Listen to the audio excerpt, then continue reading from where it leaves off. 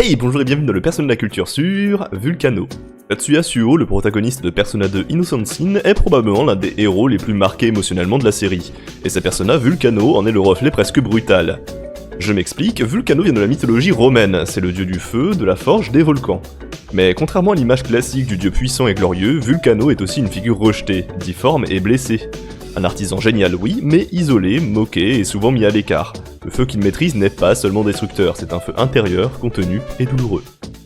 Et c'est exactement Tatsuya. Tatsuya est un personnage silencieux, fermé, constamment en retrait. Il ne parle pas beaucoup, il n'exprime pas ce qu'il ressent, mais tout chez lui est tension. Colère rentrée, culpabilité, regrets liés au passé et aux gens qu'il a perdus. Comme un volcan endormi, calme en surface mais prêt à exploser à la moindre fissure. Vulcano n'est pas une persona de lumière ou d'espoir, c'est une persona de souffrance transformée. Le feu n'est pas là pour tout brûler, mais pour forger, pour donner une forme à quelque chose qui, sinon, resterait chaotique.